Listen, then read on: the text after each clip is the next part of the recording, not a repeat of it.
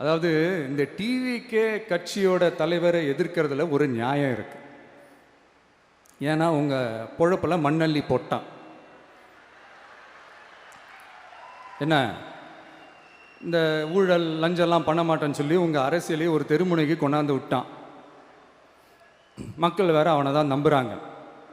So இந்த விஜயை எதிர்க்கிறதுல ஒரு அரசியல் நியாயம் இருக்குது, அதை புரிஞ்சுக்கலாம்.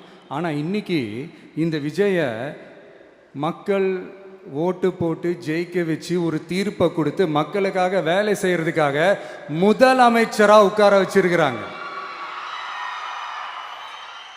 என்னமோ இன்னமும் நீங்கள் தான் ஆட்சியில் இருக்கிற மாதிரி. விஜய் கரூருக்கெல்லாம் போகக்கூடாது, விஜய் இங்கே போகக்கூடாது, அது செய்யக்கூடாது, இது செய்யக்கூடாதுன்னு எனக்கு புரியலையே. ஆட்சியில் இருக்கும் போது தான் இவ்வளோ கட்டுப்பாடெல்லாம் போட்டிங்க, எஸ்ஓபிஸ்லாம் போட்டிங்க, ஸ்டாலின் சார் ஆப்ரேட்டிங் ப்ரொசீஜர்லாம் போட்டிங்க. இப்போவும் அதே பண்ணிட்டு இருந்தீங்கன்னா என்ன சார் நியாயம்?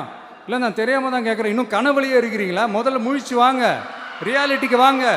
உங்கள் ஆட்சியெல்லாம் வீட்டுக்கு போய் டிவிக்கேன்னு ஒரு ஆட்சி வந்து ரொம்ப நாள் ஆச்சு. ஒழுங்கா படி என்று சுப்ரீம் கோர்ட் ஓங்கி மண்டேலியே நறுக்கு நறுக்கு நறுக்கு என்று செம்மட்டியாலே அடிச்சும் இந்த திமுக முழிச்சிக்கல அப்படின்னா அப்போ கொஞ்சம் கஷ்டம்தான். வெற்றி தோல்வியெல்லாம் அரசியல் சகஜம் சார். அதுக்காகலாம் வெறி பிடிச்சி இந்த பதவி வெறி பிடிச்செல்லாம் அலைய தேவையில்லை. நல்ல விதமாகவே சொல்கிறேன், நியாயமான அரசியல் பண்ணுங்க. ஓ, அதுதான் உங்களுக்கு தெரியாதுல்ல? இந்த தீய சக்தி திருத்தவும் முடியாது, அவங்களா திருந்துவாங்கன்னு பார்த்தா அதுவும் நடக்க போகிறதில்ல.